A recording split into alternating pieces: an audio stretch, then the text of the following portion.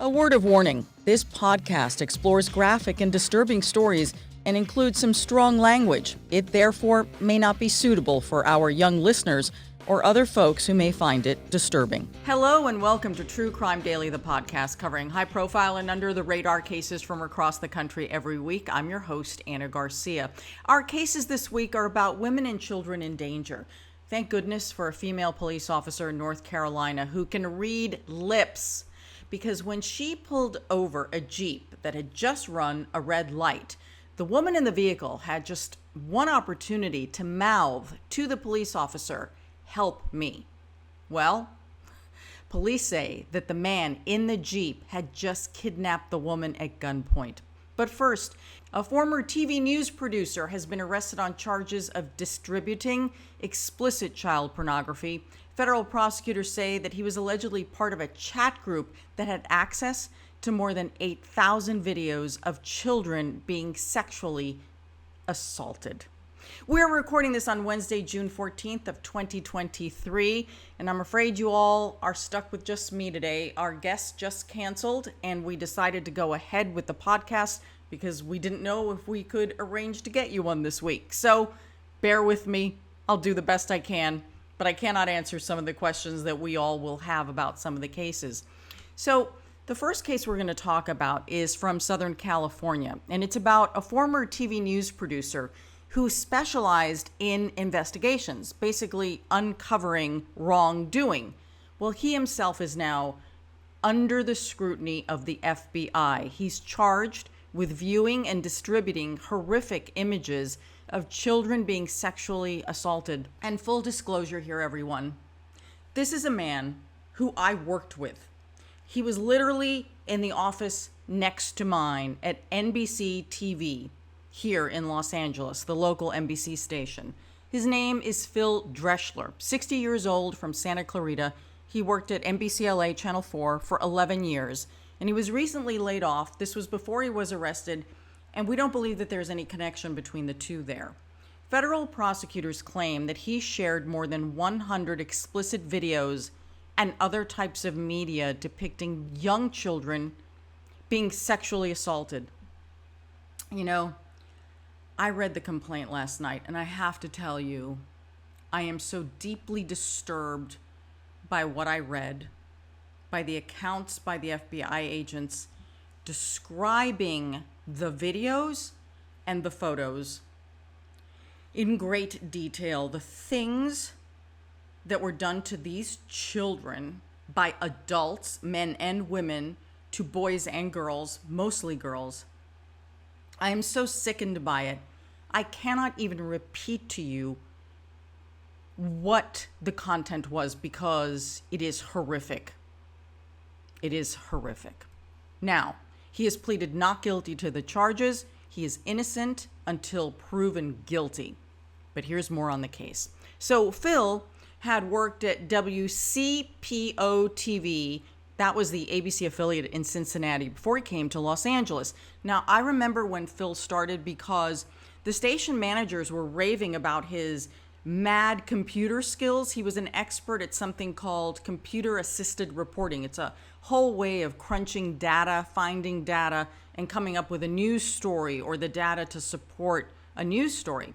So, you know, he came in with these mad computer skills. And I also remember that he was moving his family from Cincinnati, his wife and his daughter. And I remember having conversations with him because he was asking me questions about schools and school districts because my son was in elementary school at the time. And I got to tell you, when I think about these conversations, I get very uncomfortable, very uncomfortable. So we were not friends. We did not socialize. And after reading that criminal complaint last night, I'm sickened. I am just absolutely sickened by everything. So in February of this year, Phil lost his job at KMBC, and he announced it on Twitter. Now, this is before this case was made public, before he was arrested. And he posted this on Twitter, quote, "Short story, I was offered a buyout, turned it down, was laid off with all the provisions of the buyout. I'll skip the long story," close quote. So a number of people were taking buyouts around the holidays and the first of the year. Some were laid off. So again, I don't believe that there's a connection here. Not that it necessarily matters, but just for perspective. Okay. Now, according to the U.S. Attorney's Office in Los Angeles, Phil was active in this online community that supported child pornography from August of 2020 to June of 2021. Phil, again, reminding everyone, has entered a plea of not guilty to the charges, and he is, of course, presumed innocent until proven guilty. But according to the FBI, Phil used the alias Karen Flores and was a member of a chat group that communicated on the app Telegram.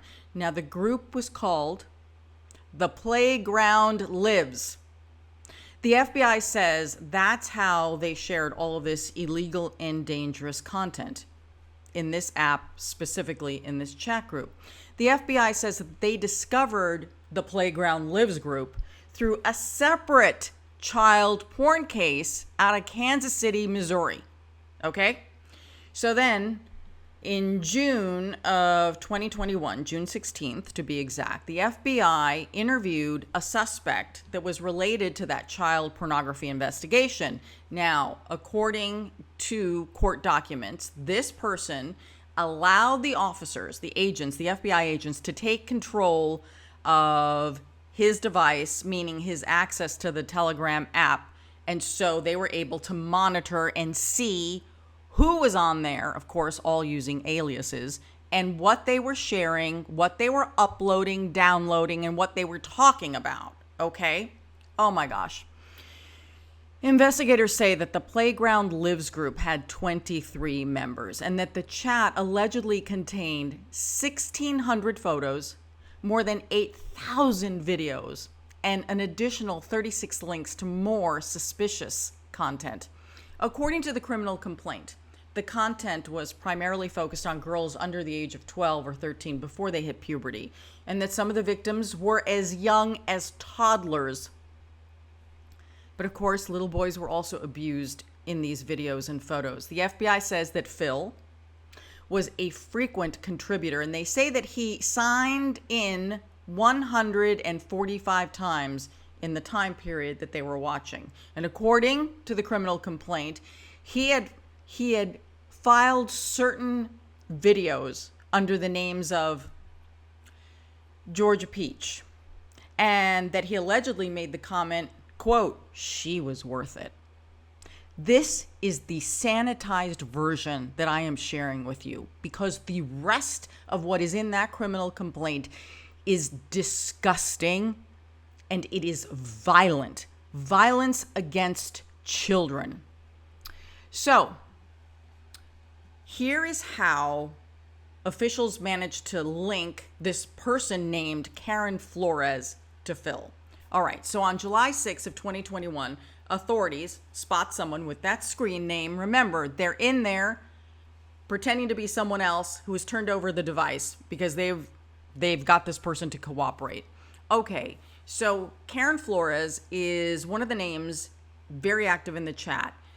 And then police are able to figure out the Google telephone number that is linked to this account. So basically, before you can get an account, you need your phone number. And so the FBI served a subpoena at Google for data and IP logs to figure out not just the phone number, but who set up the phone number. So they're doing it all backwards. Eventually, Google turns over the information, and that revealed that the phone number used to create the Telegram account was registered to Phil's email. Now, here's what's really interesting to me. I don't know what else was going on in the background. It was almost 2 years later, after this point, after these search warrants, on April 6th of 2023, that is this year, that the FBI executed search warrants on Phil's Southern California home and on himself and for his devices. The FBI says that they found a folder on Phil's phone which had been recently deleted, the videos in there. However, they were able to restore these videos, and you can imagine what these videos allegedly contained. According to court records, He said he could not say that the videos that the FBI was showing him right there to his face, if they were children, even though it was a girl with her leg up in the air. I don't have to go on with details there. Eventually, with a lot of pushing, he admitted, I suppose it's a possibility it could be children. So fascinating when you read the details, and then you know that the person used to be an investigative reporter, right? Someone who should know about the facts and the truth.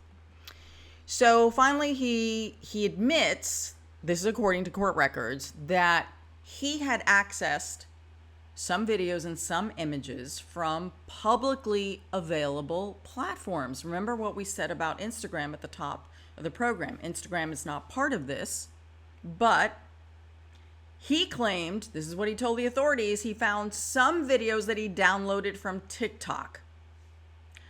This is why we're always worried about keeping children as safe as possible on social media.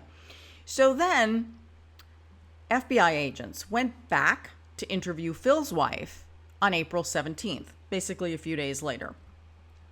So she said that Phil was so upset about everything that he planned to take his life, that he had driven from their home in Santa Clarita to Cincinnati, and he had taken off a few days before this interview with the FBI, and that he took a shotgun with him and 2 pistols. According to the criminal complaint, one of the firearms was registered to Phil while the other 2 were not, and they're not sure where he got these weapons. The wife said that the reason he went, not only was he despondent and threatening to kill himself, but he wanted to see his daughter and he wanted to visit his parents' gravesite. I know, innocent until proven guilty, but man, what about the children in those videos? What about their safety? What about their parents? I can't even. I can't. So the authorities were very concerned, obviously, that he might harm himself, and they were also looking for him. So she told the FBI what hotel he was staying at. The FBI goes to the hotel on April 17th, and they arrest him, and they charge him with 3 counts of distributing child pornography. He was detained locally, and just as an aside, the hotel management team said to the authorities that the next day, right after he'd been arrested, that they were expecting a giant group of high school students to be staying at the hotel. You know, here you have an accused child pedophile, accused, and you are just about to have a group of teenagers staying at the same hotel. The reason I wanted to tell this story, this case, is because you never know who is sitting next to you. You never know who is riding in the elevator with you, who's sitting next to you on the bus. You have no idea. You have no idea the risk that we all have and that our children have. So on May 4th of this year, a Los Angeles federal grand jury indicted Phil on 3 counts of distribution of child pornography. According to the U.S. Attorney's Office, Phil has entered a plea of not guilty to the charges, is being held, no bond, in jail downtown here in Los Angeles. The trial is currently set for July 25th. This charge carries a mandatory minimum sentence of 5 years with a possibility of a maximum of 20 years if convicted. Our next case is out of Myrtle Beach, South Carolina, where a traffic stop saves a kidnapped woman who mouthed, "Help me," to an officer. Thank goodness for lip readers, people. A North Myrtle Beach police officer is being praised for her efforts to save a woman during a routine traffic stop on May 28th. Apparently, the woman who had just been kidnapped, she had been forced to drive at gunpoint a man who allegedly shot someone outside of a restaurant. Okay, so all of this is unfolding all at once. How did this happen? The woman who's driving, first of all, I don't know. We don't know. She hasn't been identified. I don't know whether she did this intentionally or because she was so scared because there's a person holding a gun to her. I have no idea. But she ran a red light. And because she ran the red light, she got pulled over by the officer. Officer Kayla Wallace walks up to the Jeep, notices that the driver, the woman, looks really stressed out. Now, she's riding with a man. He's next to her. So at one point, the man, right, the alleged kidnapper here, looks away, and the woman, who has not been identified, the victim here, gets a moment without him looking or seeing and mouths to the officer, "Help me." And she manages to say that a few times, but mouthing it. So the officer, Officer Wallace, takes the man out of the car and puts him in the patrol car. And then she goes back to talk to the woman to figure out what is going on here, right? Officer Wallace does not know that there's been a shooting yet because that has not been released. This is all happening at the same time. Officer Wallace now can talk to the woman freely. And that's when the woman is so frantic. And she says to Officer Wallace, "The man who was in the Jeep with me shot someone outside a restaurant, then grabbed her, forced her to drive him away from the crime scene." So she is a second victim of this shooting. Okay, so while Officer Wallace is digesting all of this, literally a few minutes later, dispatchers send out a BOLO, a be on the lookout for. And they say that they're looking for a vehicle that was reportedly involved in a shooting on Kings Highway where someone was shot in the stomach. That person had to be taken to the hospital, and that a woman appears to have been kidnapped as part of this crime spree. Okay?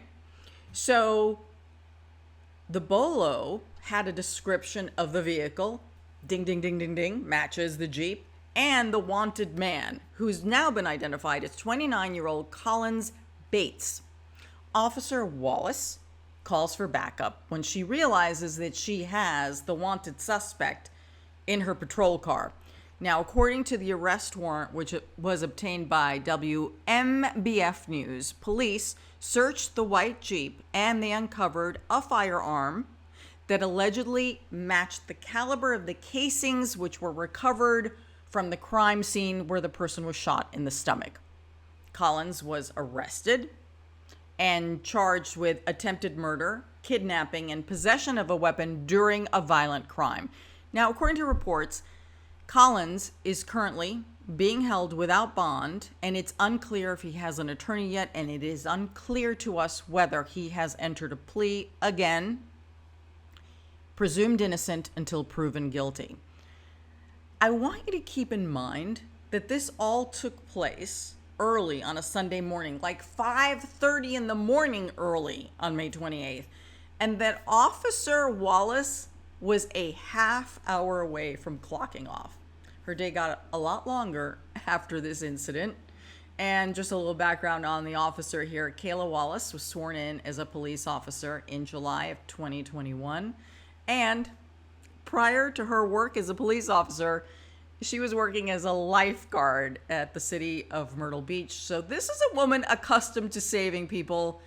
We thank Officer Wallace for being so quick and for reading lips. It is time for our comments section. These are the crime cases that you all are talking about on social media. And here's our producer, Will Updike. Will, I've been so lonely by myself. I know. I'm so impressed, though. You've been crushing it.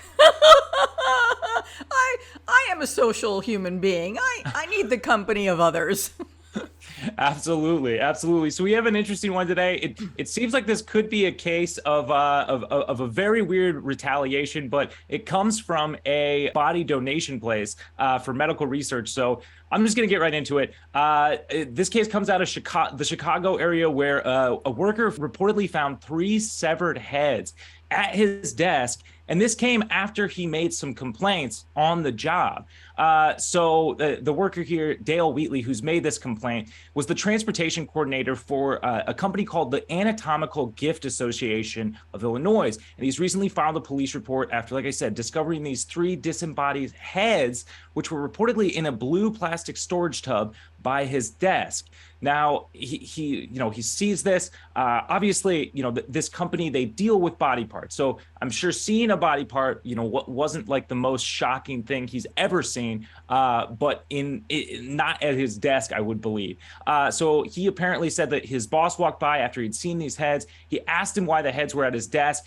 And the boss just said, hey, they need to get back with their bodies so we can send them to cremation. Now, Wheatley had been on this job for a while. He claims that body parts had never before been placed on his desk, even though I did say they deal with these body parts, but they're normally kept obviously in a designated storage area before he would retrieve them to deliver these to medical schools where students will dissect and then study these parts. So, a really legitimate seeming company here. But apparently this comes after a conflict where he had found that some of the bodies weren't in the best condition by the time that they were getting there. So he had reportedly made a complaint previously, and it's believed that this might be some sort of retaliation for this. This is like a twisted episode of The Office, except right? with body parts. Yeah, no, I keep expecting after something like this that there's going to be an all hands on deck meeting or something. It's just going to get really, really dark. But so he, no one is charged officially in this. He has retained representation. This employee has also lodged complaints with the Cook County Medical Examiner and the Illinois Department of Health. And he has claimed that he just wants to see better care taken of these bodies in these workspaces. And that part, the part that these are someone's loved ones and stuff is really troubling and really upsetting. And I think that whatever ends up happening with this I hope that this isn't the case and that it's just some sort of macabre, terrible mistake. But if this guy is getting this sort of treatment after just expecting better care to be taken of someone's loved ones, I think that that's pretty messed up and says a lot about that workplace. So anyways, I'm going to get into some comments here. V had an interesting one. They said, I used to want to donate my body to science for med students and whatnot, but if my head is going to end up on someone's desk because someone is mad at the boss, I might have to reconsider. Yes. Yeah, absolutely. I think, when you're sending in your license information and you're hoping and you're making yourself an organ donor, if you are, that's the way I roll, but you're not thinking that your stuff is going to end up on somebody's desk there. Vivian P said, well, that's one way to get a boss's attention. Yes, absolutely. A lot of people were praising this, the alleged victims here, sort of, plea to kind of have better care taken of these bodies. Obviously, the transport is super important. But Economic Fusion said he was always a cut above as an employee. Appreciate it. Race H wasn't as upset with this situation with the heads on the desk. They said, finally, people who look up to me. But that is going to do it for today's comment section. Thank you to everybody who sent those in. We always appreciate it. We're over on YouTube. You can leave those on our community page. We're also on Facebook. We're on Instagram. We're on Twitter and TikTok.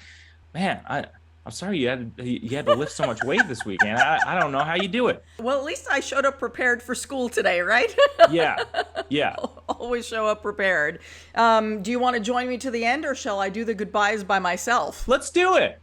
Well, I do have a programming note, Will. Yeah. Yes. Okay. So for those of you who are fascinated by a case that I covered on Crime Watch Daily about this convicted killer named Kelly Cochran, who some suspect is actually a female serial killer. Well, she's been convicted of murdering her lover, murdering her husband. I call her, a black widow. That's what I think she is for sure, without question. So, I do commentary for 2020. So this week on 2020, the episode is dedicated to the Kelly Cochran case. And this is a horrible, I went into the murder house. They have since, destroyed the murder house. They have knocked it down. It was horrible. We should link to it for people who want to see the original episode that I did, and the weird thing is I've never done this before on an episode, but for Crime Watch, I went in there with a psychic. It was very Ooh. Yeah, and because the police chief of this town who helped solve this case, and you'll see this all on 2020, not the psychic part. So the police chief was trying to solve the case of a missing man, right? Because his body had never been found. They eventually found his body parts with the help of Kelly Cochran. And it took a lot of visits and trips and enticing and pizza and big gulps. And, the body cam video of all this stuff is amazing. But one of the things that the police chief did was that she contacted a psychic. Okay, so I go in there with the psychic, and you know how I feel, right? I'm a fact-driven person, but I do believe in universes and things. And so she says to me that the victim is right there while I'm interviewing her. So I say to her, well, if he's right here, what is he saying? And yet she doesn't answer this question. And it seems to me, if our poor victim is right there, why couldn't she tell me what he had to say about what things? He had to say? But for those of you who believe, all I can tell you is I had to go down into the basement where supposedly the man was dismembered. And that was a really horrible experience. Really horrible. I mean, I'm sure you could feel something in that room. I don't think you need to be a psychic to get a negative vibe in there. No, because he was apparently the poor man was killed right there in the entryway hallway and then taken downstairs into the basement, allegedly chopped up. Then they claim that he was burned in a burn pit. They believe they may have then dumped his body, in a nearby old abandoned mine that they filled in. Oh my God, it's so much drama. This case is so much drama, but it's going to be on 2020 this Friday. We have a clip. Let's play a clip for you so you'll see. There you go. Let's do it. Here we have one of the most sensational murders. But very few people have actually heard about this case. It's the purest form of evil that you're gonna get. They had a pact. If either spouse were to cheat, the cheating spouse would have to either kill their lover or be killed. You heard that right. And yet, that bizarre wedding pact is just the start. Because this is where the mystery unfolds. And the secrets I will bury. As soon as you walk into the house, the hair stands up on the back of your neck. It's pretty creepy. They find a litany of weapons, from battle axes to shotguns. The kind of arsenal you see in a movie. Now, Friday night, go inside a haunting murder mystery as it unravels. Implication was that perhaps Kelly and Jason were burning Chris's body. I said, what the hell are you burning? And she said, I'm burning some brush out there. I lived up here my whole life, and I've never smelled nothing like that. That's the stuff of horror movies. Yeah. A chilling discovery. They find a manuscript. Where monsters hide. It's eerie. I'm gonna get emotional. I wait 1 second, because it still gets me every time. Where Monsters Hide, the all-new 2020 true crime event, premieres Friday at 9/8 Central on ABC. And the secrets I will bury.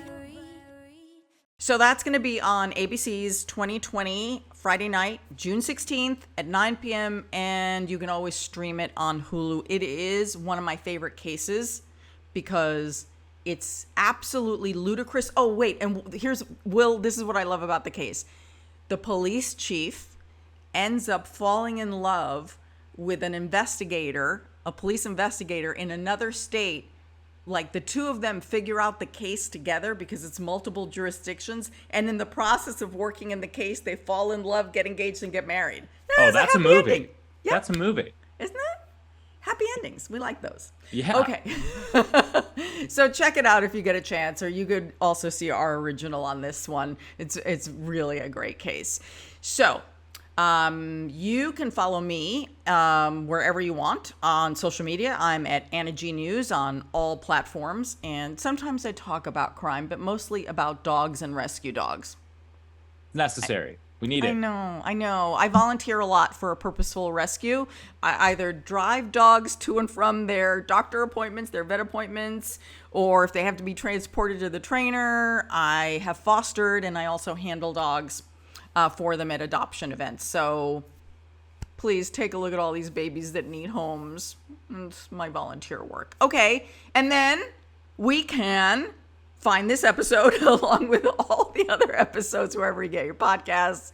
Go on YouTube, subscribe to our channel. We're very active there. And of course, this newsletter, which always baffles me because it feels so 1990s. Our newsletter. Oh, yeah. You can subscribe at truecrimedaily.com. So until next week, I'm your host, Ana Garcia. And as we always say, what do we say, Will? You get to say it today. Don't do crime.